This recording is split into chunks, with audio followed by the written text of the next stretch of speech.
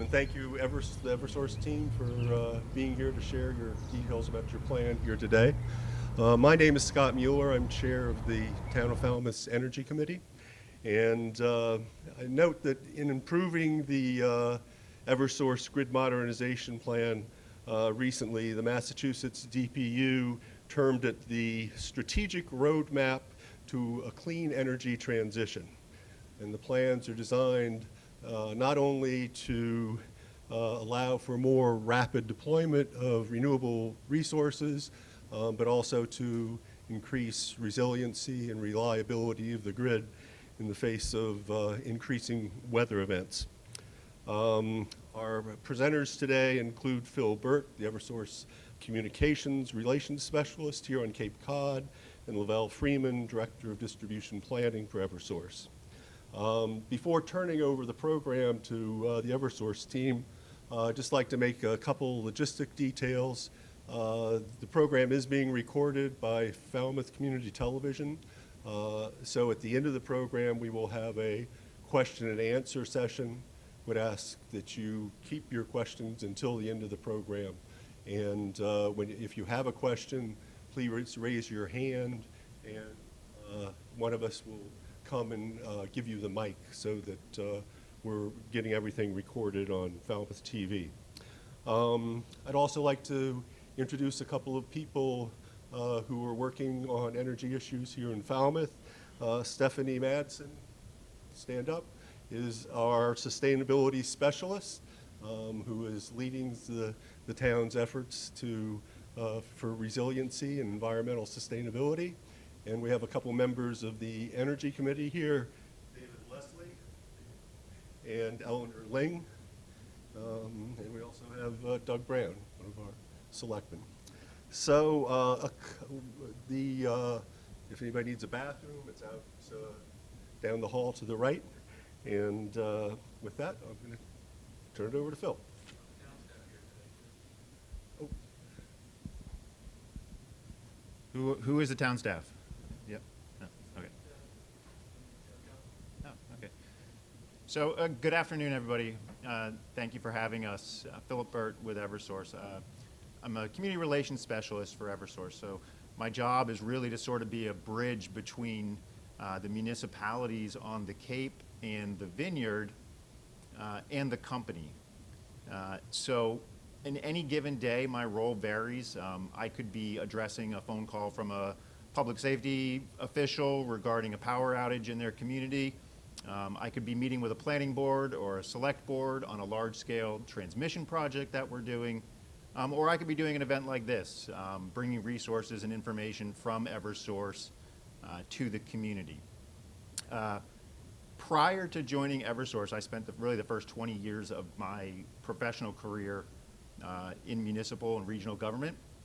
So I worked for Barnstable County for a long time, worked for the town of Brewster, worked for the town of Eastham, and really am quite familiar, I feel like, with the inner workings, the mechanics of local government on Cape Cod. So we actually Lavelle gave a presentation at the Cape Cod Chamber of Commerce's Big Blue Conference back in April.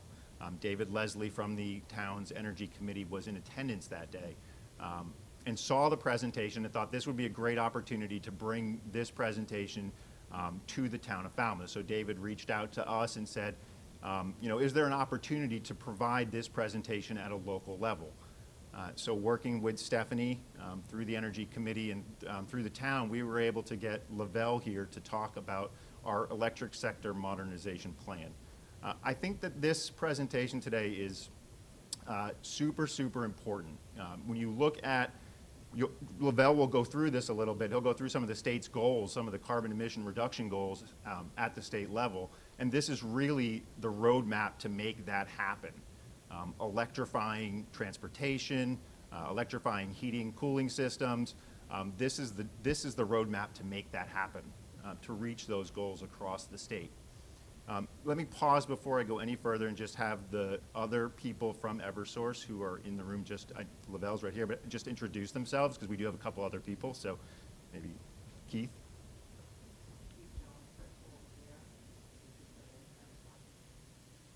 And Ronit.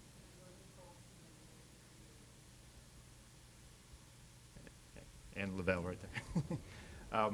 So I wanted to pause because really we have several folks here who can answer questions throughout. But Lavelle really will be giving the presentation. But as we go, several experts between Keith, Lavelle, and Ronit, years and years and years of institutional knowledge with respect to Eversource, the grid.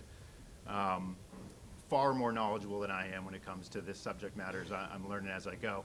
But anyhow, I think that really, as I'm out in the towns speaking on behalf of Eversource, a lot of times I feel like I'm telling the story, I'm starting halfway through the story. I'm presenting a project without really having the background information as to the why we're doing this, what's the reason. And a lot of it really comes back to this, what you're going to learn today. It's really the driving force of work that's going to be done across the Commonwealth for the next 5, 10, 15, 20 years. A lot of infrastructure projects, a lot of stuff being done in order to meet those carbon emission goals that the state has. So really the hope is that by the time really we could kind of deliver this type of presentation region-wide, really, Commonwealth-wide, it really has to be done sort of municipality by municipality, so that our residents, our committees, our select boards, our planning boards, our zoning boards are familiar with what's in here so that they understand the why behind Eversource coming to a town with a project, understanding the rationale behind the ask. So really, this is really a sort of one of the first times I think that we're taking this sort of on the road to a local community. I think this presentation in some form or another has been given to larger audiences. I don't know, Keith, Lavelle might be able to speak a little bit more to that, but I think that this one's maybe a little bit more tailored to Falmouth, provides an overview of our electric sector modernization plan, talks a little bit about some of the work that's going to be done in Falmouth and on the Cape as a whole. It kind of puts a timeline on all of this stuff so you can see when we're talking about what it actually takes. We toss things around, words around, ideas around frequently in conversations about, the EV sector, the transportation sector, all these different pieces, heat pumps, everything. What it actually takes and means to get all of that stuff accomplished. It's quite an amazing undertaking to get it all done to meet those ambitious goals that the state has. So really, I just wanted to say thank you for having us. We will go through the presentation and sort of do a Q&A afterwards, as Scott was alluding to before. I guess, if your question is more of like, hey, there's a telephone pole in my front yard and it's covered with tree, it's overgrown, come find me afterwards, and I'll be your point person for that kind of stuff. But this is, I think you're in for a good presentation. So with that, I'm going to hand it over to Lavelle. Okay. Thank you, Philip. Just checking, are you able to hear me well? Okay, awesome. So let me make sure this is off. So as Philip said, I'm Lavelle Freeman. I lead the distribution system planning team across Eversource, and this includes the teams that develop the distribution capital plan for all distribution projects, particularly at the bulk substation level, and I'll explain what that means in a bit. Across the 3 states where we operate, Massachusetts, Connecticut, and New Hampshire. My team also does the system impact studies for distributed energy resource interconnections. And so we study large solar farms, wind farms, CHP, whatever that's being connected to the grid. And we develop the requirements for the interconnection. We also develop reliability and resiliency plans across all 3 states, as well as developing the load forecasts and the system models. And recently, there's a team that is involved in integrated energy planning, which is coordinated gas electric planning, developing the mechanisms for migrating customers from the gas system to the electric system. So it's a team with a broad array of skill sets. They're all very committed. Keith is the principal engineer who does most of the work in the south region of our territory. And as such, as we get into local plans that we are implementing in Falmouth, I will lean on Keith to describe those in a much more credible way than I can, since he operates at a really granular level and has a really distinct knowledge of the history and the evolution of the system in this part of the state. So don't be surprised if I take a back seat at that stage when we get to local solutions and allow Keith to have more oxygen. But I will give you a really broad overview of how we plan, because I think that's important to understand how we develop the planning solutions, the mechanisms, and the methodologies that we use. And then I'll get into the ESMP proper and take some time to walk through the plan and what it means for us. And then I'll end up by talking about some of the distributed energy resource capital investment projects, particularly the one in the Cape that does have an impact on Falmouth. I suppose we'll be taking questions at the end. I will attempt to pace myself so that I don't take up all the time before we have the important questions. One other thing to note, I am distribution planning. Keith is distribution planning. You may be tempted to ask questions about transmission and the Cape Cod solutions. I will tell you now that we don't have all the answers for that. I have a colleague, he's a director of transmission planning, and we work very closely together, our teams. And if that is of interest, I can take questions. We can certainly set up a meeting where he can be here, but I am not the expert on the transmission portion of the planning paradigm. Okay? The electric grid. The electric grid has on the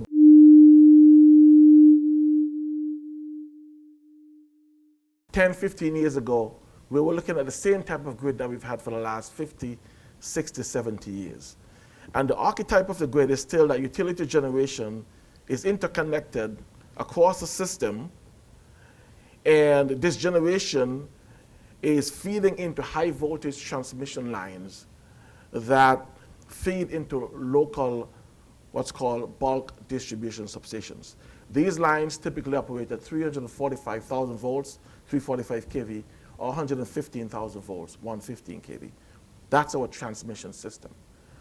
The transmission system, the loads for that transmission system are the bulk distribution substations, which receive power at 115 kV, typically in the Eversource territory, and then step that voltage down to medium voltage, right?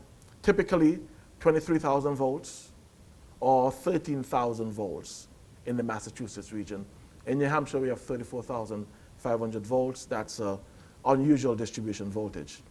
There are some 4 kV, 4,000 volt systems, which are legacy systems that exist. We are trying to plan ourselves out of those systems, but you'll find in much of our urban area, there are still 4 kV systems. But where we are here in the south, it's predominantly 23 kV. And so these transmission superhighway move the power to these bulk distribution substations, and then from the bulk distribution substations, distribution lines emanate. And coming out of each substation, they're called feeders. The feeders are 3-phase backbones that travel several miles. Some feeders are quite long, could be 30, 40 miles in some cases, like in the west. Here in the south, it tend to be 10, 15, maybe max 20 miles. And these backbone feeder systems feed laterals, which tend to be single phase or 2-phase, single phase in most cases. And the laterals go through neighborhoods to feed the service transformers, which are the transformers you see on the poles. Sometimes if it's on the ground, it's a pad-mounted transformer, or you would see on a lot. But these service transformers are what feed your homes. And so our system is set up so that these bulk distribution substations are key elements in serving the load, whether it be a heat pump, whether it be EV, whether it be a commercial building, whether it be distributed generation. These bulk service, bulk power transformers are the critical components for us to achieving the state's clean energy goals and for us to reliably serve customers for the next 10, 15, 20 years. And so the distribution system, therefore, is the backbone of a reliable electric power system. It serves as an interface between the transmission system and our customers. And so Keith and I are here to discuss the plans for the distribution system, because without that, we can never achieve some of the goals that we are aspiring to and that has been espoused by our leaders.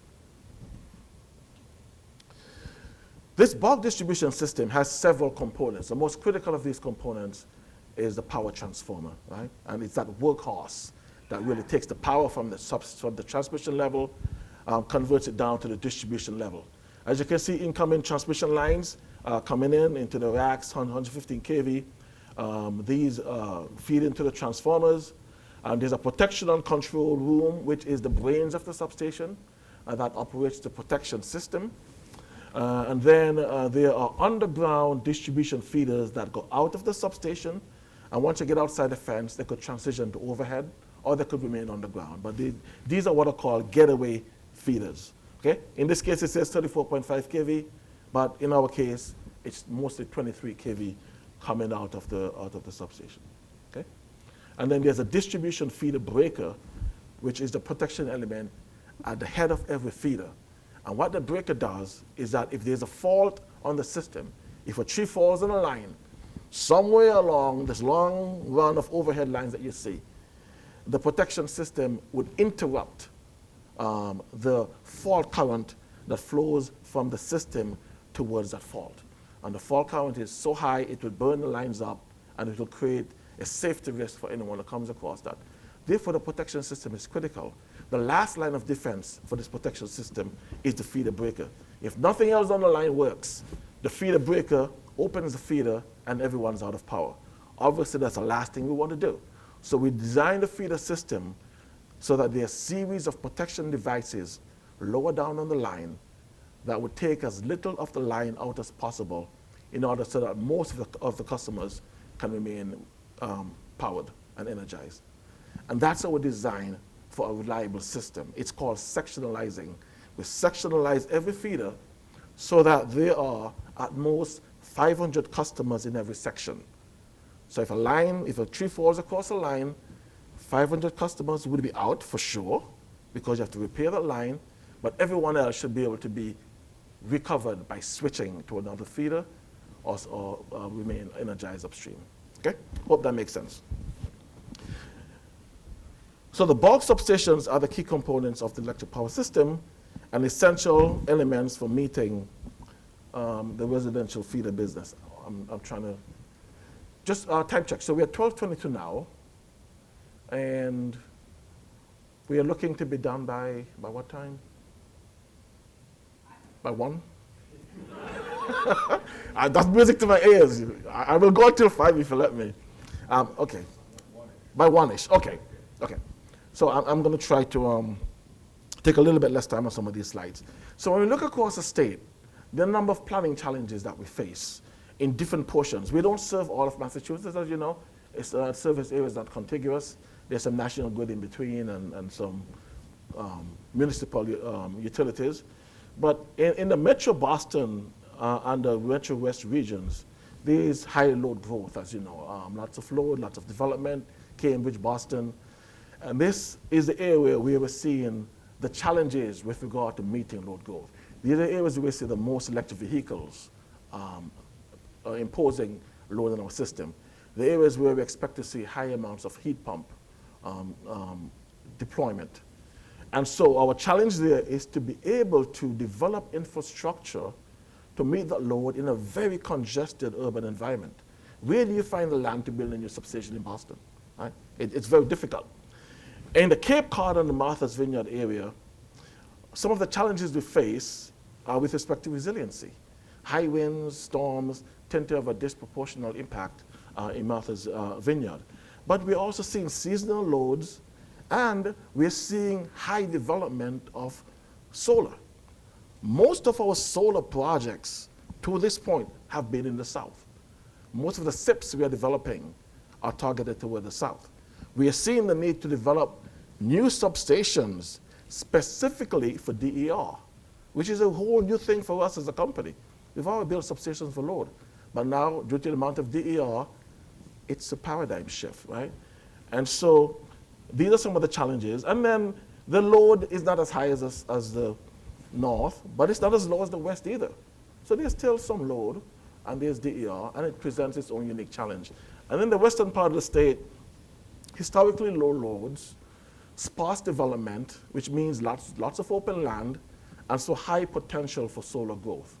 And one of the things about the statewide challenges is that there is a dichotomy between where the load growth is and where the potential DER growth is. And because you have this disconnect, it means you have to build infrastructure. If you're going to build all this solar in the west and the load is in the north, you need to build transmission. You need to be able to move the power from where it's generated to where it's demanded. And so no amount of curtailment, no amount of non-wise alternatives will solve that problem. You have to be able to build that infrastructure to move the power. So why do we plan? We plan because it takes time to build capacity. If you could build capacity instantaneously, Keith and I would be out of jobs. You wouldn't need planners. But because there's a time-based requirement, it takes us 10 plus years to build transmission. Right? A lot of that is not just because it takes a while to construct. A lot of that is the permitting and the siting and the things that need to happen in the line for us to build a transmission. Bulk distribution substations take at least 5 years to build. And so when we're thinking about what we need to do to support the aspirations of each region, including Falmouth, Martha's Vineyard, we have to think about when is this load going to develop? Not just how much load, not just how big it's going to be, but when will it be? When will it develop? And get ahead of it and be able to start the construction in time so that when the load develops, it's there. And so on the primary feeder level and the primary lateral level, the good news is that it takes less time, right? So if you're going to, for example, put in an electric vehicle charger, one charger would typically not impact your bulk system requirements. That tends to impact your local distribution system requirements. Maybe the secondaries and services, maybe the service transformer. And because it takes months to almost a year to upgrade that, we can move a lot quicker.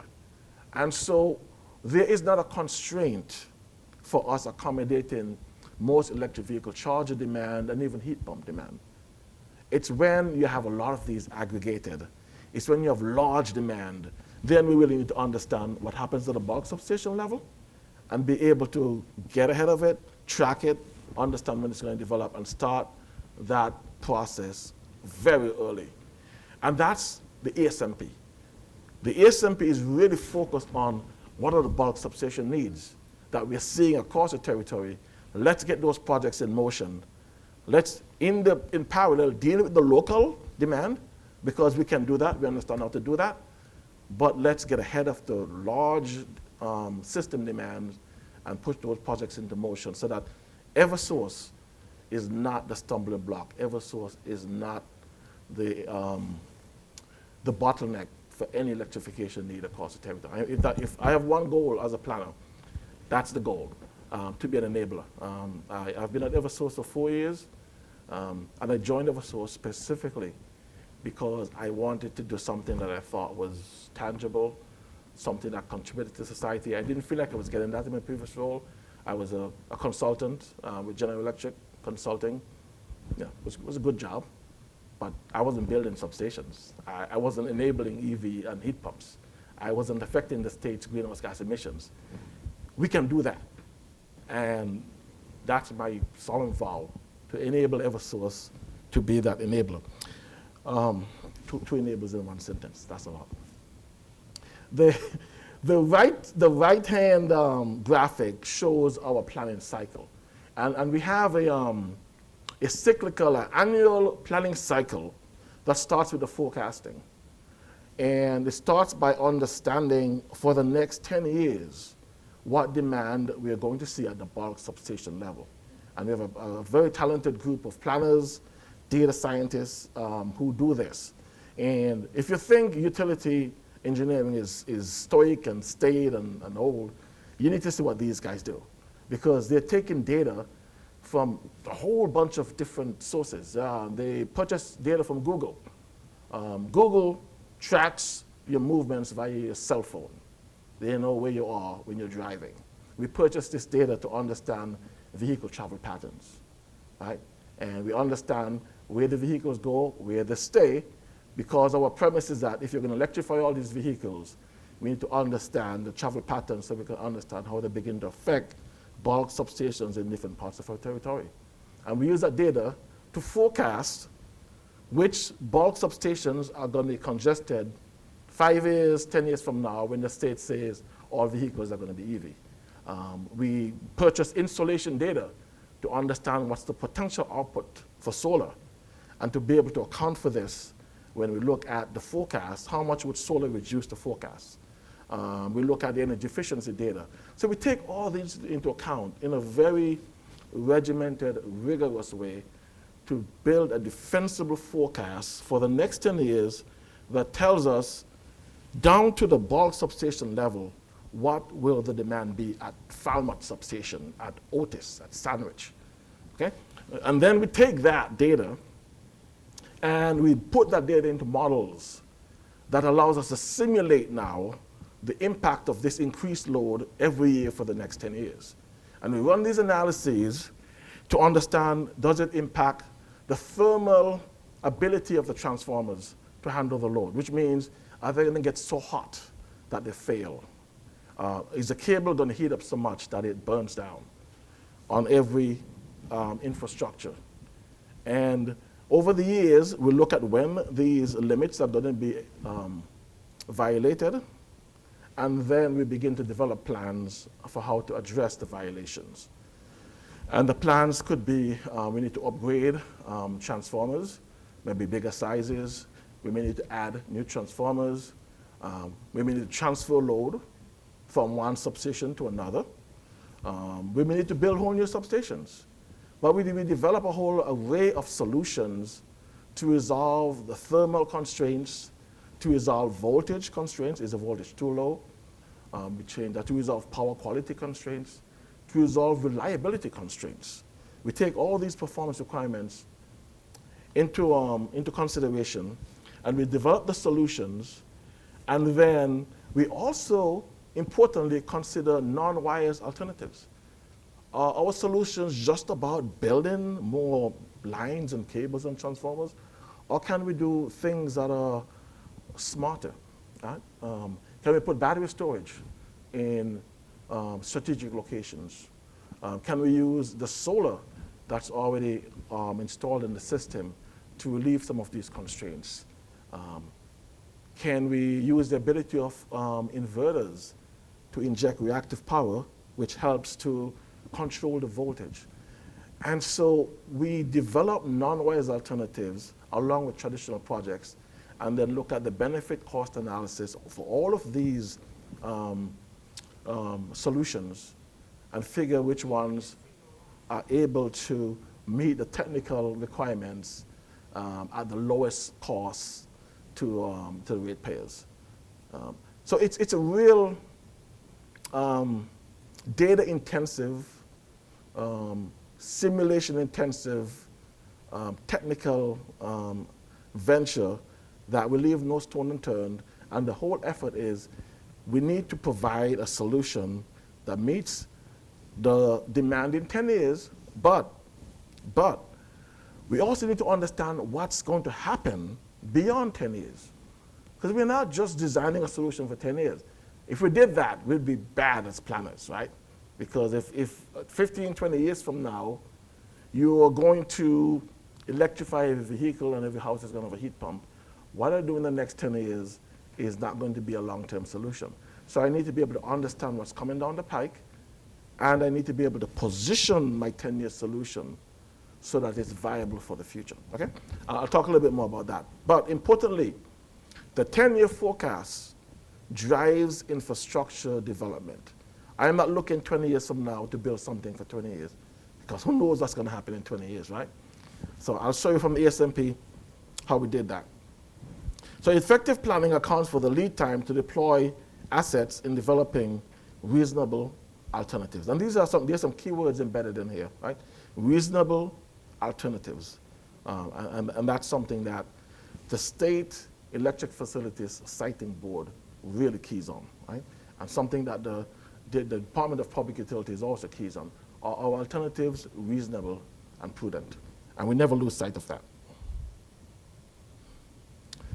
So now, ESMP overview, right? That was a long wind-up. The Massachusetts Clean Energy Goals are driving a lot of the activity and the alternatives that we developed in the ESMP.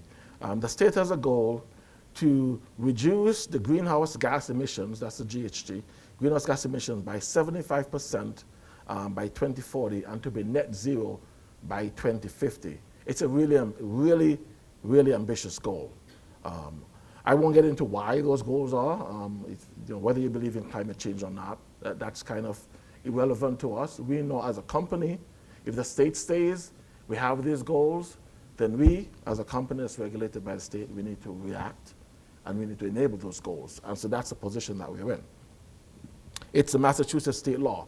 And then because of these law, the investor-owned utilities in the states, National Grid, Eversource, Unitil, we're required by the law, the 2022 law, to submit electric sector modernization plans that describe the current state of the system, describes current and proposed investments in the electric grid to ensure future reliability, forecast our future power needs, and develop strategies to support renewable energy resources, electric vehicles, and electrified buildings, and more.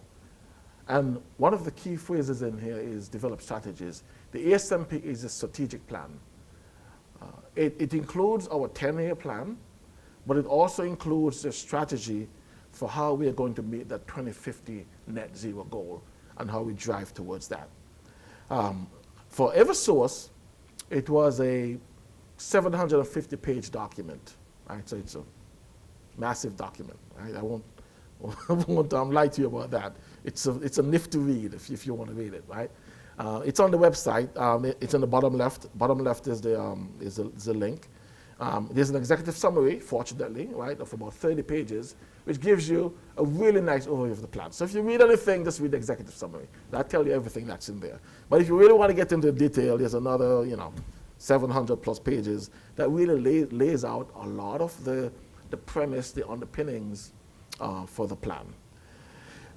In the timeline, we've gone through the adjudicatory process. As you know, the DPU deliberated and they delivered a decision on August of 2024.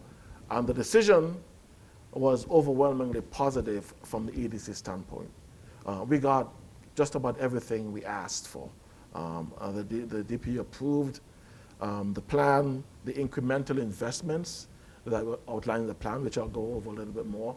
Incremental investments for resiliency planning, incremental investments for grid modernization, and incremental investments for DER interconnection, in addition to the core capital investments for reliability, right? So those are really two separate things that we propose. Core capital investments to keep the system going, to accommodate all of the loads that we're seeing in the 10-year period, and the incremental investments to address certain needs that we see in the future. And so by January 2025, we'll begin to implement the plan. Every 5 years, we have to file another plan. So in a couple of years, we'll be looking at filing another ESMP that would address the needs through 2040. Okay. So I mentioned it describes the current state of the system. And this gives you a broad overview of the system. And we have 4 what we call operating regions across our territory. The Metro Boston operating region has 21 of these bulk distribution substations that I mentioned before. And it serves about almost 400,000 environmental justice customers. And that's another thing that we're really keen on. How are we doing with respect to historically disadvantaged customers? Are they benefiting from the plan? Are they being disadvantaged further by the plan? And so as we went through the solutions, we really needed to understand how it impacts the EG community. And so therefore, we looked in every area to understand how many EG community customers were there. In the Metro Boston region, you can see we average about 23,000 MVA, KVA. So 23 MVA average headroom per substation. What does that mean? So an MVA of load is the load of like a large building. A relatively large building draws about an MVA of load. And so you can say in the Boston region, the average substation have about 23 MVA. You build a couple large buildings, a couple of skyscrapers in Boston, you're done, right? And so really there's not a lot of headroom in Boston.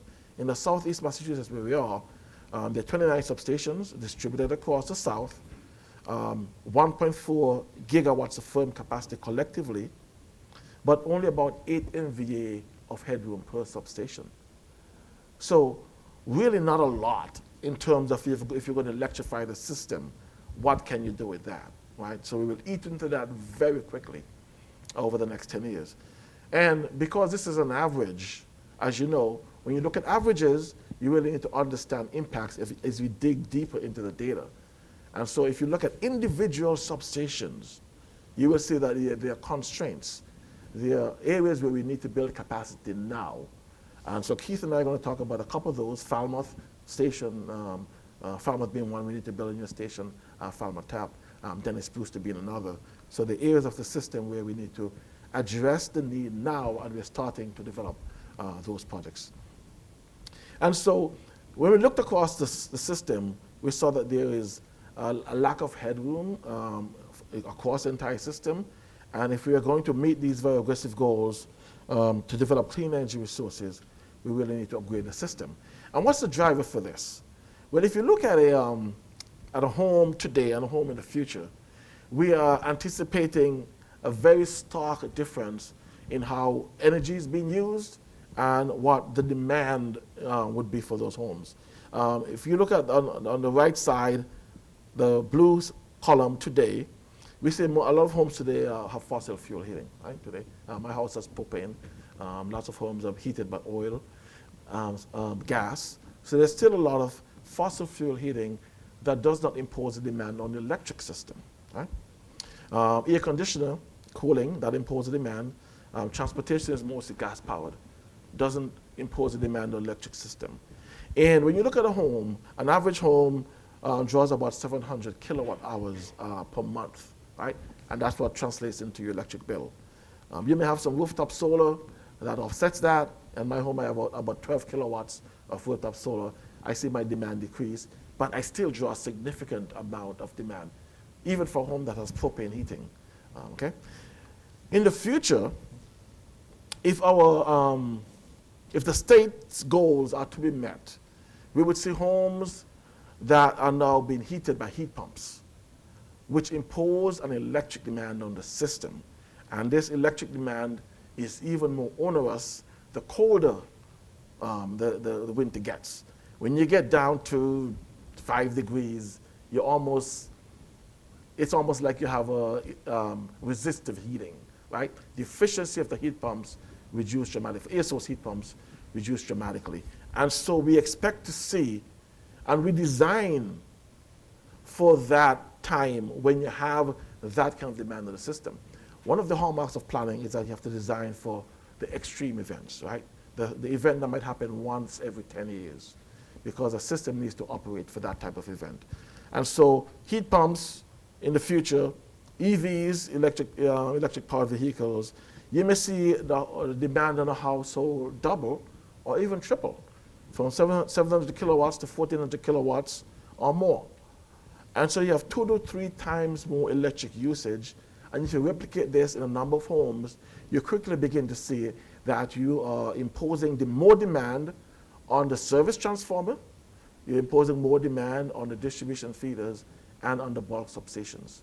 And the system needs to be upgraded to accommodate this demand, or everything will just blow up, right? You will not have the reliability. So solving for the increased electric demand means that you need to upgrade the system from where we are today to where we're heading tomorrow, with large-scale deployment of electric vehicles, heat pumps, and clean energy from distributed energy resources feeding into our system. So we took a step back and developed a process for how we take this 10-year forecast and we take the state's policy goals and develop a plan to address those. So we have the 10-year capital plan, which identifies the current grid capabilities and needs. And then we incorporate Massachusetts' anticipated demand growth assumptions with respect to electric vehicle adoption and electric heating. And these were informed by the state's pathways that have been developed by the state using the all options pathway from the clean energy roadmap. Right? And then we analyze the expected growth by region, and then delving down by community, by every town, and then by every substation and every circuit. So we did a top-down analysis and drove it down to as granular a level as we could, identifying areas where system upgrades are needed, focusing first on the lower cost options like transferring load, which really doesn't cost a lot. And then if those don't work, we build up to higher cost options like upgrading transformers at substations and building new substations altogether. And then we leverage formal stakeholder engagement processes to seek community perspectives before projects proceed to siting. And that's very important. This is where Juanita and Philip and their teams come in, because whatever we as engineers can conceive cannot be built unless we get buy-in from the communities. We understand that. We know that we're trying to do something that will benefit the community, but until the community sees it that way and understands the benefit for them, we may get pushback against something that we think is entirely reasonable. And so it's important that we start early, and we often engage the community at an early stage to understand what can be built, where it can be built, and to get the buy-in and the feedback.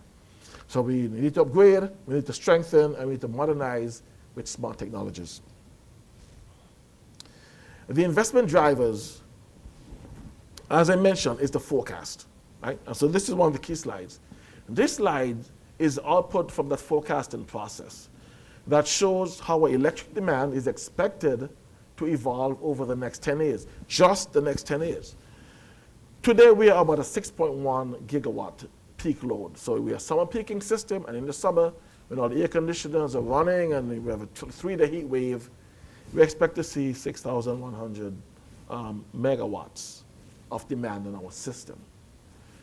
Based on what we are seeing in terms of the needs across the system, in terms of commercial development in cities and areas, in terms of EV deployment, we anticipate the load will grow by 20%. And once we get to 2035, we'll be at about a 7.4 gigawatt peak load, right? Still a summer peaking system. Our summer peak will grow, right? And for this 10-year demand, there's a lot that we need to do.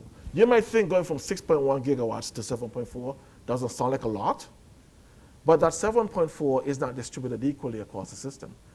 It's imposed on a few substations and a few areas of our system, and those need to be upgraded and adjusted. And I'll show you in a little bit what that means, this 10-year plan. And so we have a plan for how to deal with the growth over the next 10 years. Beyond the 10 years, we did what we call a long-term demand assessment, not a forecast, but looking at the state's policy goals and say, well, if what the state is advocating, what the state is mandating comes into fruition, this is what it means. If we have X number of electric vehicles converted, gas converted to electric, if we have X number of heat pumps deployed by a certain year, this is what it means for every bulk substation. And if that happens, we are anticipating switching from a summer peaking to a winter peaking system somewhere around 2035. And once we do that, the load is really going to accelerate, and we will get to about a 15.4 gigawatt peak load by 2050, 1.5 times where we are today. No, 2.5 times, right? Increased by 150%. 2.5 times where we are today. That is frightening, right? If this 10-year is going to result in a tremendous amount of capital expenditure, which I will show you, imagine what the next 15 years will do to us, right? And we don't need to take this lightly. It's really a whole paradigm change in how we plan, right? And so the system shifts from summer peak to winter peaking. As we shift, and you might be a little bit confused about what's happening with the base. This base area is residential, the base load, and then there is on top of that the industrial, transportation, heating, all of that is imposed. You see this base trend load drop down by 2035. What's happening there is that this is now the winter load. And in the winter load, the base is lower, but the heating and the transportation are much higher. And you can see a different type of load beyond 2035, which now begins to drive the system. We're always designing to what the peak load is, whether it's summer or winter. And because the peak load shift to winter, that now becomes our design requirement. Okay? Hope that makes sense. So what's driving the load growth in SEMA in the southeast Massachusetts region? If we break it down, now this is now taking that increased load and breaking it down by region. In SEMA, you see that the trend load grows by about 75 megawatts, but the EV goes by 163 megawatts. So what's expected to drive the SEMA load in the future is the EV, right? And then there's some offsets from solar and some offsets from energy efficiency, right? So EV is responsible for about 70% of the demand growth. And so for this 10-year period, I will just focus on the south. We have 29 bulk substations. Based on that 10-year forecast, we will see that 11 of these substations will be above their firm limit, either for load or for DER. So in the next 10 years, we expect that load to cause 11 substations to be above their thermal limit, either because of load forward or because of DER reverse flow, right? So therefore, we need to build 4 new substations in SEMA, and we need to upgrade 7 substations in order to handle that. The incremental electrification that's enabled, the incremental demand for EVs and heat pumps is about 800 megawatts.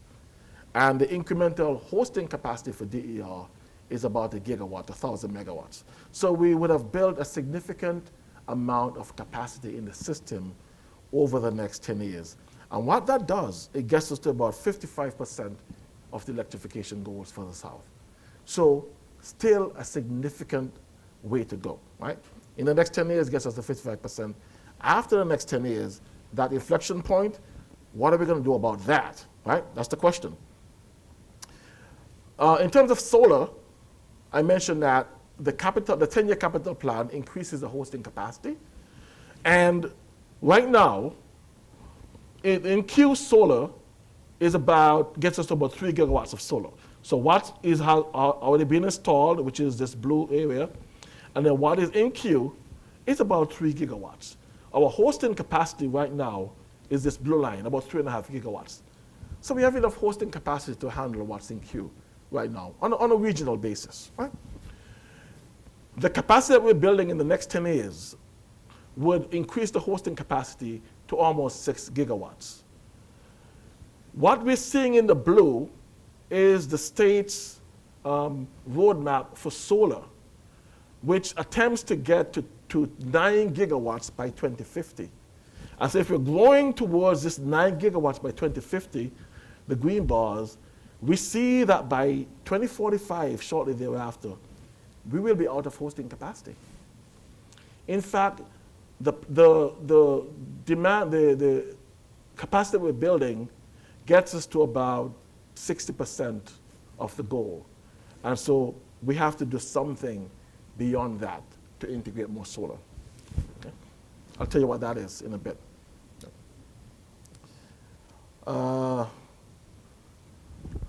So this is the 10-year plan, right? I know it's a little bit shocking, but this shows you all of the projects that were developed and proposed in the ASMP to meet just that 10-year demand. Over the next 10 years, we need to build 17 new substations across our territory and upgrade 26 existing substations. I mentioned 4 of them are in the south, 4 new in the south, 7 new, and across the other regions, we have to do this also. This is building more capacity in the next 10 years than we've built in the last 50 or 60 years. Right? It's a tremendous undertaking. But again, that doesn't address what happens beyond 10 years. Right? So quickly, a couple of these. So in order for us to meet the 2050 goal, right, what's the deficit? The 10-year plan gets us to a certain point. And if we look at the South alone, this is what's installed. The 10-year plan adds about, we said, 700 to 800 gigawatts. So that gets us to this point. And the deficit is about 1.6 gigawatts versus 2050. The 2050 demand is this, the 3.8 gigawatts. The 10-year plan gets us partway there. We have a deficit. And so if you're going to electrify the system by 2050, if you're going to meet every heat pump and EV demand, we need to build more capacity. We can build another 11 substations and upgrade another 12 in the South alone to do this. But that's a tremendous amount of build out. Do we have the room? Do we have the space to build another 11 substations? Do we have the capital to upgrade another 12? It's a really good question. Or can we do things that are a little bit smarter, right? And as a responsible company, we are looking at, okay, over the next 20, 25 years, a lot of things can happen, as I said, right? Policies can change, technologies can change.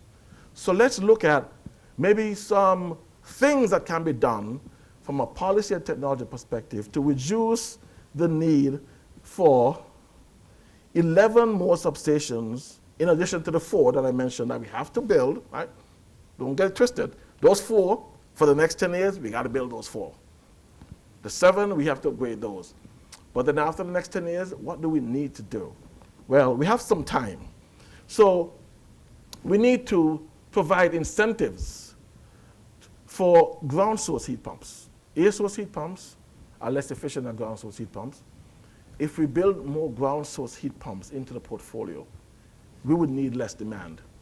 If we drive towards 100% energy, deep energy retrofits, right, change our stretch codes, more efficient buildings, it would reduce the need for capacity. If we retain hybrid heating, if we retain some gas, it's a little controversial, right? We have an order that says get rid of gas. But if somehow we can have some hybrid heating, it reduces electrical demand. If we incentivize at-work charging and charge management programs, so we have cars that can be charged at work. We have charge management programs that allows us to decide when vehicles can be charged so that they're not charged in peak times. That reduces the need for infrastructure because it reduces the peak. Mandate that every solar that's installed is installed with storage. And the storage can take the peak demand of the solar for the grid. That would reduce the amount of reverse flow and reduce the demand on the transformers. And then direct future ground-mounted solar to be installed in areas where there are SIP infrastructure already built. We are spending a lot of money for the capital investment projects in certain areas, like in Cape Cod, in Industrial Park, well, not Industrial Park, what's some of the others we have? Freetown, Sonnet, Blandford, Marion Fairhaven, right, Dartmouth, Westport. So we're spending a lot of money to do those. So let's get developers to go actually build in those areas instead of going and building in areas where there are no SIPs and congesting those substations. Let's direct them to go to those areas. If we did that, and we ran the analysis to show that your deficit would actually decrease, and instead of needing 11 new substations, you might need 5 additional substations, right? And so that, again, is some of the analysis you're doing that shows that as we spin this forward beyond 10 years, let's not just think about infrastructure, let's think about smart policies, smart technologies, things that we can do as a responsible society and a responsible utility to just reduce the build out. And not build now, but build at the right time. Okay. A couple of the slides. So we're strengthening the grid against climate change. There's a resiliency plan that is intended to invest in every zone of our system We looked at what caused outages in the past, the last 4 major storms they had. What went out? Where? Why? And then develop targeted measures to address every single one of those instances and improve resiliency that way. There's about a $500 million investment for resiliency in the plan. We are modernizing. Part of the smart grid technologies that we're investing in is technologies that enable us to orchestrate DER and maybe to use that to help to reduce some of the demand. So when we have a DERMS, a distributed energy resource management system, we can possibly pay solar developers to be able to use some of their technology and capacity to resolve distribution constraints. So there is a grid compensation fund that's part of the ESMP that has been set up to explore that possibility. So a couple of small things like that. And then, of course, municipal outreach. That's a big part of it. There's a CSAG, a community. What does it stand for? We need CSAG. Advisory group. Yes. And the CSAG was CSAG. It's so CSAG was set up as part of the ESMP to engage stakeholders to ensure that they have a stake in this ESMP and their voices are heard. Okay? And so the 10-year plan, in summary, includes 17 new clean energy hubs, distribution substations, increased hosting capacity by 180% over the next decade, supports the adoption of 2.5 million electric vehicles statewide. This 10-year plan will do that. And it gets us to 60% of the goals. It allows us to adopt 1 million heat pumps across the state. We can do that with this 10-year plan. And enables 5.8 gigawatts of solar. And then we know beyond that, there are things that we have to do, but we don't have to do them now. That's the point, right? We can do them at the right time. Key is, we are not obstacles, we're not the bottleneck for the clean energy revolution. We can support this in every part of our system, including here in the South. So I will pause there, and I know this ran a little bit long. We did start a little bit late, right? So, do you want to take questions on this now, or do you want to quickly get into some of the local solutions? Maybe just a couple minutes on local solutions, and then Q&A. Okay. Do you want to take 5 minutes and run to the? I'll take 5 minutes. Okay. 5 minutes on local. Yes, question. One of the issues in all of this is cost. We're paying about 38 cents a kilowatt hour here, and in Florida it's about half as much. And okay, I'll restart. We're paying about 38 cents per kilowatt hour here. In Florida it's about half as much. I know the environment is somewhat different, Yeah. but the fundamental issue is cost. Yes. And you're dealing with this on the basis of peak load shaving, basically. And the difficulty comes with solar and wind. When the wind dies down and the sun goes under, what do you do to provide capacity? I didn't hear mention of nuclear power. We need that as base load that doesn't go down when the sun goes away and the wind goes away, which does happen here. Thank you. Okay. Great question. I'll take that now if you don't mind. So yes, the issue of cost is a real issue. I acknowledge that. This plan does have a cost of about, get ready, $1 billion a year over the next 10 years, right? So it is a significant cost. But if you're going to get to those goals that we want to get to, it's going to cost something to do that. One of the things that we did was a bill impact analysis, and that's part of the ESMP to understand the impact of the electric bill. And I don't have the number here, but it's a really good question. That's something that we can probably look at providing. But quickly on your question about nuclear, do remember that Eversource is not a generation company. We're a wires company. We simply deliver the power. And so whatever the mix is, wind, solar, nuclear, we're agnostic to that. We deliver it. But I do agree with you that all generation portfolios should be considered for this future mix. Pardon? How luxurious to be Well, In order to keep the program going, I'd ask that we wait on the questions until after we've had the end of the presentation on the local solutions. yep. Is it the down arrow? Can you hear me? Yeah. Excellent, all right. Now, I'm Keith Jones. I'm Principal Engineer of Distribution System Planning. I work for Lavelle. I've been here 35 years Lavelle's been here for, so I think that's why he brought me along. I started with Commonwealth Electric Company back in 1989, so I think I know something about impacts to Falmouth.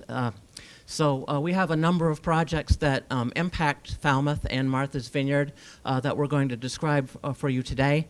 One of the 4 substations that is in the ESMP that Lavelle described is a proposed Falmouth tap substation to provide capacity relief to the following areas shown. So you have an area that is served out of Falmouth bulk substations on Stevens Lane, as well as serving Martha's Vineyard. You have Hatchville substation, which serves North and East Falmouth, as well as Otis Air National Guard Base Camp Edwards, as Otis substation, which is off of MacArthur Boulevard, which serves Bourne and North Falmouth, and then you have Mashpee substation just to the east here. The individual substations are shown by push pins, and then the area supplied by each substation is shown in the colored areas. There are a number of reasons why we need to rebuild and expand Falmouth substation, Falmouth tap switching station. First and foremost, there's a number of reasonably foreseeable contingency events that could occur on the 115 kV system, for which the existing design of Falmouth tap substation does not comply with our current planning criteria. For right now, if you lose one 115 kV line and the breaker sticks at Falmouth Station, it doesn't open, you can lose the entire area all the way from Bourne through Falmouth, including Martha's Vineyard, all the way back to Mashpee for one reasonably foreseeable contingency event. That substation was designed back in the early 60s, and a breaker was added around 1994 when the load and the customer count and the load density was much lower than it is today. Cape load has more than doubled in the amount of time that I've worked for the company, as well as the customer count. So the amount of load, the load density, and customer expectations have increased ever since that we've done work on Hatchville substation previously. The expansion will be a full breaker and a half scheme with about 8 115 kV breakers, so that any reasonably foreseeable contingency outage of a line or a breaker will not result in large-scale outages to the Upper Cape area. A second reason that we're rebuilding Falmouth Tap Station, we're constructing a new bulk distribution substation to serve load in the West Falmouth and Bourne areas. Right now, load in this area is served via long 23 kV feeders out of Hatchville, out of Falmouth, and out of Bourne. So there's capacity and reliability reasons that we need to build a new substation right within the load center for these areas, because the existing feeders have high customer counts, have a lot of wire miles associated with them on their backbones, and there's a lot of exposure because of that length. So introduction of a new bulk distribution substation will allow us to run additional feeders and then reduce the customer count per feeder and improve reliability and resiliency for the North and West Falmouth areas. Okay? The folks from Martha's Vineyard are here. I know Kate Warner is here, and I think Town of Falmouth is fully aware of this project. We're installing a 5th submarine cable to supply Martha's Vineyard, and we're replacing one of the existing 23 kV cables. The net increase of capacity will allow us to retire the existing 5 diesel generators that are sited on Martha's Vineyard, the 3 at the Oak Bluff site and the 2 at the airport site. Two of them are vintage 1940s. They came from Provincetown Electric. Three of them are vintage 1970s. They're well maintained, but a lot of folks are asking for these to be retired to reduce greenhouse gas emissions and reduce our reliance on fossil fuel generation. We're building a fifth submarine cable from Falmouth substation to a different site in Oak Bluffs off of Eastville Avenue, and they're replacing one of the existing cables, the 91 cable that goes from Falmouth to West Chop. Upgrades on Martha's Vineyard itself on streets will allow the capacity increase offered by the new fifth cable to be brought to the rest of the island. The two cables, replacement and the new one, will improve from capacity for Martha's Vineyard up to about 80 MVA, whereas current peak is about 66. This also supports the island's itself own electrification and clean energy goals that are promoted by the Martha's Vineyard Commission Clean Climate Action Task Force. The next several slides are the details of the new cables that are going in. The new fifth cable, which is 6.24 miles of buried submarine cable from Falmouth to Oak Bluffs.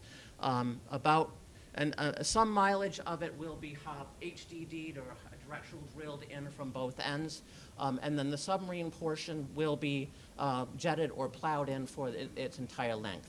The existing cables that we installed back in 1980s and 90s just lay on the bottom of Martha's Vineyard Sound and then can undulate or can be subject to anchor pulls.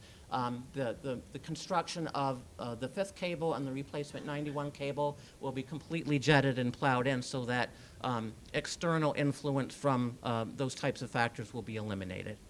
And then also, on Martha's Vineyard itself, there's some substation upgrades on Eastville Avenue, including a lineup of switchgear, some voltage regulators, duct and cable system, and some manholes.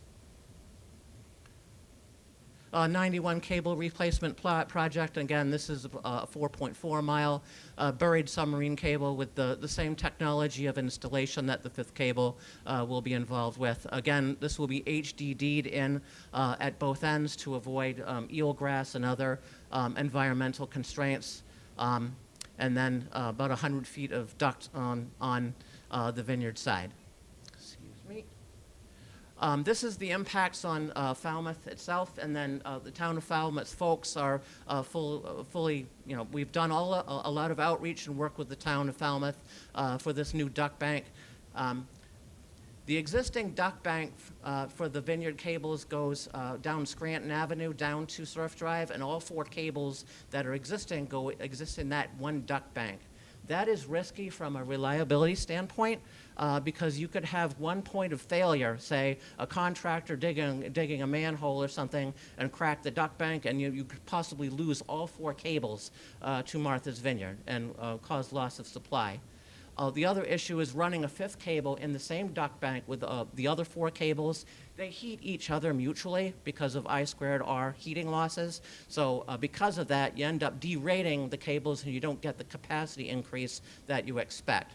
So we're building a brand new duct bank on Jones Road, down the Shining Sea Bikeway, down Mill Road and Surf Drive, so that the new cable and the replacement 91 cable will be rerouted into that duct bank. This was under construction in the spring. We took a hiatus for the summer tourist season, and we're under construction again right now. Another upgrade that was actually enabled by the duct bank work that we're doing for Martha's Vineyard is a reliability improvement for the town of Falmouth itself. Presently, Falmouth Hospital is served from one overhead circuit. Most other hospitals that have trauma services have two primary feeds, a normal supply and a backup supply, and that's the case with Cape Cod Hospital, Toby Hospital, St. Luke's in New Bedford, Longwood Medical Center in Boston, except for Falmouth Hospital.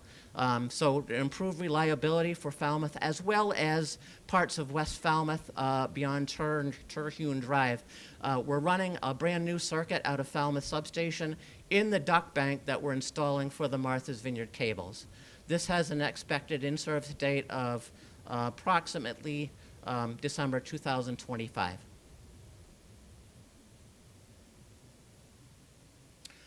This is one of several projects that were retiring legacy 4 kV systems. As Lavelle talked about earlier, the primary distribution system on the Cape and Plymouth districts is 23 kV, but we have a lot of legacy 4 kV in pockets that we're waiting to and trying to retire actively. We've been retiring 4 kV ever since I joined the company, where there's so much out there that it's going to take quite a while to retire all of it. We have 2 4 kV substations in the West Falmouth area. There's North Falmouth and West Falmouth off of Thomas Landers Road. These legacy 4 kV stations that were probably installed by Cape and Vineyard back in the 50s and 60s are approaching end of life. So these are actively being retired and replaced with 4 kV pad mount transformers. The pad mounts are similar to the pad mounts that you would find in an underground residential subdivision, but much bigger. So we're getting away from the poor aesthetics of open wire, open with a fence substations with something that's completely enclosed and pad mount. Reliability issues with this 4 kV system require us that we install some distribution automation. We're installing 10 reclosers with SCADA capability so that we can get away from sending line crews to manually switch, which is very time consuming. And we have a pocket of about 2,500 customers in this area that have no remote switching capabilities right now. We're adding voltage regulators to improve voltages and power quality during heavy summer loads, because this is an area which historically had low primary voltages in violation of our minimum criteria. Okay, so this is one 4 kV retirement that we're doing. This is another 4 kV retirement that we're doing. This is the Wacoit area in East Falmouth off of Route 28. So we have a legacy 4 kV substation called Wacoit, and that is islanded. It has no ties because of the ties were converted to 23 kV long ago. So if the transformer should fail, it might be several hours before we can get the mobile transformer wheeled in to replace it. So Wacoit is being replaced with pad mount transformers, and we are extending 23 kV into the area from Mashpee substation along Route 28 to that pad mount to provide redundancy. All right. Again, this is to retire some of the 4 kV legacy equipment, extend 23 kV further so that we can retire additional 4 kV in the future. Okay, and then here's one final one. As Lavelle talked about earlier, this is the literal end of our 23 kV system. Somebody's got to be near the end, I guess. This is Davisville, and this is Acapesket. So both areas are served by radial 23 kV lines that come to the end, and there's laterals that serve each customer, and they stop.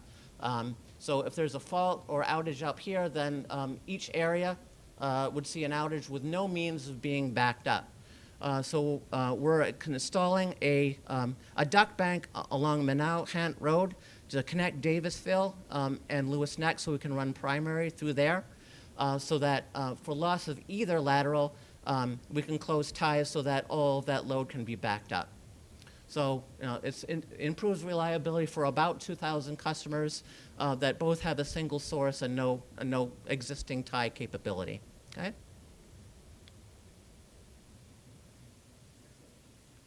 So we'll stop there. Just one quick note. So the SIPs, as you know, were one of the things that were approved. The provisional program was extended, but we did have a POC file SIP, which is a Cape SIP, and that SIP was approved before the ESMP, and so we're in the process of making those upgrades so that any projects in the Cape Cod area that are part of the SIP would be approved for interconnection as soon as those upgrades are made. Questions? Okay. You mentioned two other transmission companies that operate in Massachusetts. I think it's National Grid and and Unitil. Unitil. Yeah. How do you divvy up kind of where you do what, and is Cape Cod, for example, only serviced by Eversource?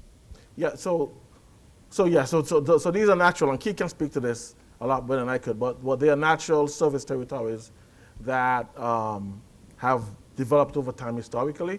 I believe we serve all of the Cape, and the island that's served by National Grid, Nantucket Island is served by National Grid, but we serve all of the Cape. Do you talk to each other? Oh, absolutely. We are in constant communication. As part of the SIP process, I mean the ESMP process, just so you know, we have a common format. All of us have the same outline, and we talk just about every week on the information that we're putting in. So we did coordinate very extensively.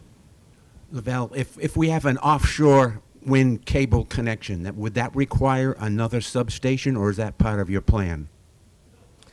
So the Cape Cod solutions, and again, that was one of the things that I in the beginning I said that I can't speak extremely intelligently to, but the Cape Cod solutions has a phase 1 and a phase 2. There's a lot of information on the website, and I can send more information along. But part of that contemplates transmission line build out for offshore wind interconnection, but there's also a reliability component where those upgrades need to be done for reliability and for offshore wind interconnection. And there is some substation work that's occurring in conjunction with the Cape Cod solutions. Yes, sir. He's waiting. Well, here, can you go back to slide that showed Falmouth 27? Kind of show the Falmouth interconnection. Slide 27. There you go. Now, when I look at that, you know, in great having an expert, you were 35 years with Eversource? Now, what if we put a battery down in Woods Hole, a 25 megawatt battery like the one that's in Provincetown, Wellfleet? What would that do to the reliability of our region? Probably would not do much in terms of a benefit to meet the needs of the Falmouth Tap substation. So Falmouth Tap is needed because of various 115 kV contingency events, and those could still occur if you put a 25 megawatt battery down in Woods Hole. So it's the design of the substation that at Falmouth Tap that does not meet our current loads and planning criteria, and that's something that you could not defer by adding like a 25 megawatt battery further down on the distribution system. So the one that you have in Provincetown is for what? So that is what is called a grid-forming battery storage facility that was designed to defer specifically one need, actually two. There's one existing 115 kV transmission line that goes from Orleans to Wellfleet. And then there's one 23 kV distribution feeder that goes from Wellfleet through Eastham, Truro, and Provincetown. So the Provincetown BESS was installed to form a microgrid, so for loss of either the single 115 kV line or the single 23 kV distribution feeder. Right, that is substantially different compared to the situation here in Falmouth, where you have multiple contingency events that could occur. That the installation of one battery with microgrid forming capability would not successfully be able to defer. Under the current design? That's correct. So what would we have to, is there, instead of like is that one of the upgrades in the nodal, all the nodes that you just said, the 4 substations that you're building out? Are those substations that you're building out going to be able to enable us to be, battery friendly? Yes. In fact, it was discussed later on in Lavelle's presentation. We have to actually deploy this additional capacity that was identified in the SMP so that we can use smart solutions like battery or like microgrids in the future. We got a lot of the same questions as part of the group studies and SIP filings from solar developers. They said, well, why do you need to upgrade the substation? Can't we use smart inverters to defer the need? I said, well, you're putting double or triple the amount of solar on a substation that's designed for, say, 10 MVA. We actually have to put the capacity in so that we can use smart solutions like battery storage in the future. Right, and I think, when we think about battery storage and the opportunities that we have, I think you would think that with the EV charging being primarily at night, and if we put solar and battery storage at the site, I think we're reducing our overall load on the grid. That's true on. As long as we primarily charge our EVs at night, and I have one, and that's pretty much what I do. Right. Yeah. Go ahead. No, so it's a great question, and it comes down to two things. One, customers, developers, always have the opportunity to put battery storage in, and we're interconnecting battery storage all the time. We're starting to interconnect standalone battery, and we've been interconnecting battery storage co-located with PV for a long time. So that's always an opportunity, and we look forward to that. But us, we're I wouldn't even say we're agnostic. We are pro battery storage as a company. So we are looking for opportunities. Right now, we are developing a battery storage project in Hyde Park as a means for us to delay or bridge the gap between a new substation in Hyde Park. We're also looking at developing battery storage at Industrial Park. And so where it makes sense, we would do the analysis to figure out, and I mentioned it's non-wise alternatives. Battery storage is the prime NWA that we look at. And so for every project that we develop, including looking at Falmouth, we do the analysis to figure out, does it make sense to put battery storage? We wouldn't just put battery storage for battery storage sake, but it has to meet certain economic and technical requirements. And if it does, yes, we would certainly do that. And we would own it and operate it as a company. I have a couple questions here. Oh, okay. Sorry. Go ahead, Hi, Doug. Doug Brown with the Falmouth Select Board. I have just a couple of questions about your current plans. I appreciate you showing us all this stuff today, but so we have a golf club that a private developer has bought, and he wants to put solar on the whole thing. They've been working on it for a couple of years, and I know that you just lifted the cap on municipal solar, but I believe that the private cap is still in place, and I'm wondering what specific project might be accomplished and what might be the time frame when that project might be able to go forward, because it's kind of a big project. It could help a lot with putting a lot of electricity into the grid, but also the developer has offered to give the whole property to the town, and then the town leases it back to them. So it's very advantageous for the town, and it's been lingering for a long time. So I'm curious about that. So how big is the project? I don't know exactly, but it's a whole golf course. I think it's 3 or 4 megawatts. I don't know. Yeah, and so this project would have to go through a normal interconnection queue. If it's in the Cape Cod SIP area, then unfortunately it would have to wait until those upgrades are completed, and then the SIP fee would apply, whatever that SIP fee is for Cape. I don't remember what it is. I don't remember. It's in excess of $400. Yeah, so around $400 per kilowatt hour or a little bit more. Yeah, so $357 a kilowatt would be what they would pay to interconnect. Regardless of the size, it's a per kilowatt SIP fee. Well, I'm not really concerned about the fee. I'm more concerned about the time frame, because my concern is that it seems like a really good project for everyone, including the town.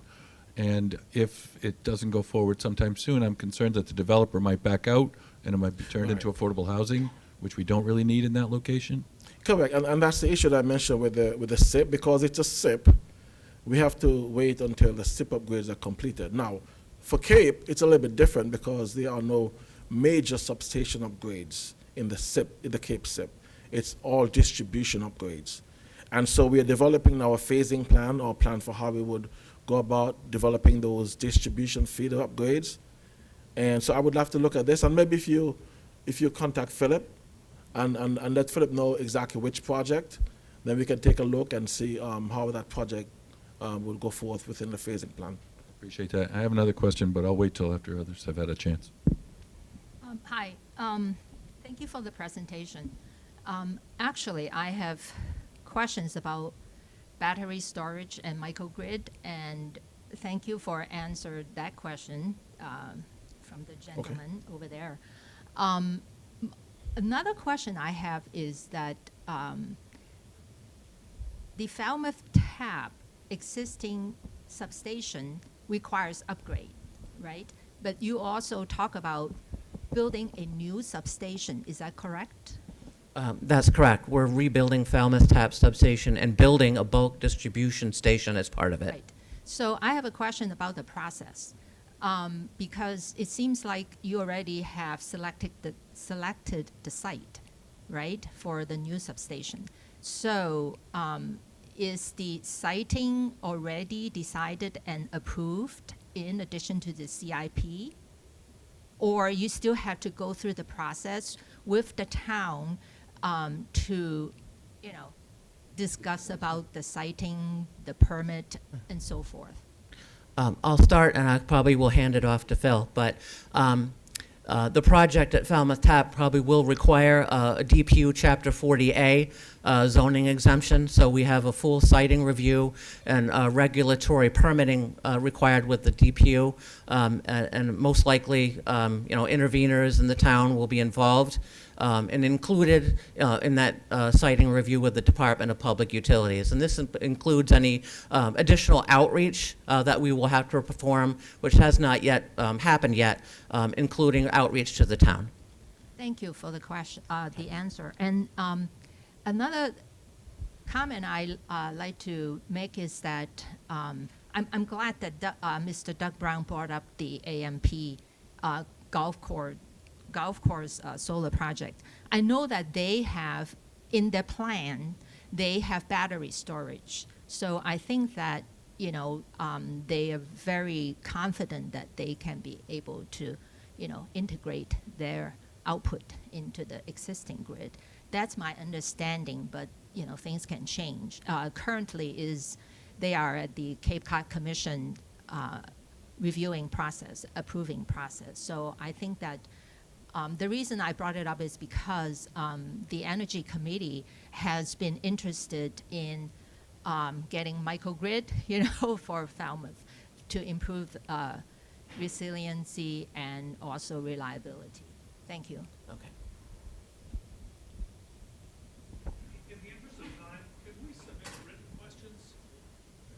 In the interest of time, could we submit written questions? Absolutely. Who would we Yes. go through to do Yes. that? Great, thank you.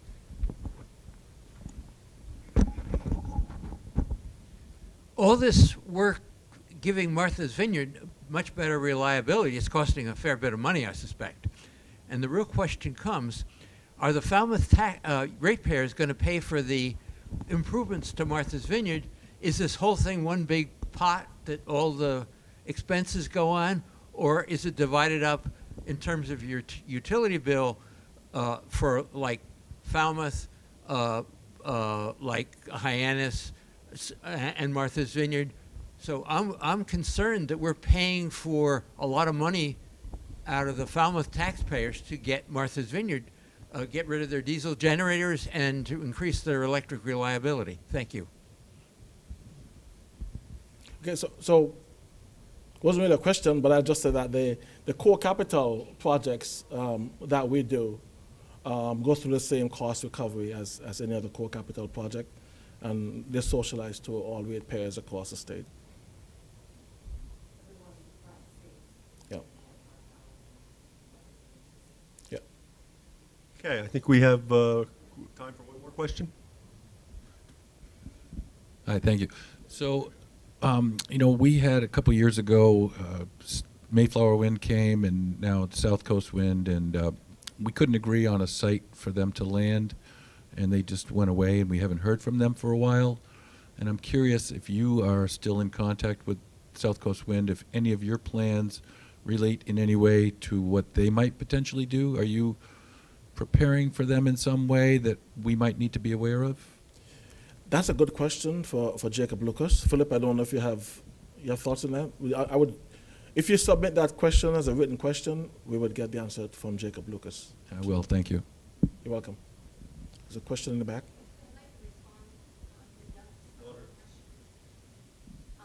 As far as I know, they have, South Coast Wind has submitted the an update to the DPU, to the siting board.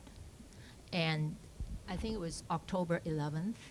And in that letter, they said that they are still considering Falmouth as a potential landing site for the remaining capacity of the offshore wind project. As you know, their total capacity is 2,400 megawatt, and they only got permitted in September for 1,200 megawatt. So they still have 1,200 megawatt remaining in the their leased area. So my understanding is that they have communicated to the siting board that they are still considering Falmouth as a potential landing site.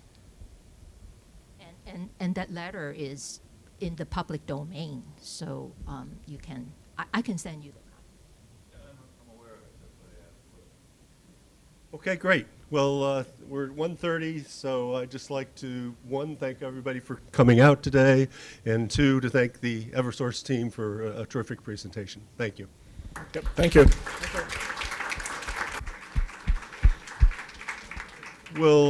People will be around for a few minutes if you have questions and want to come up front.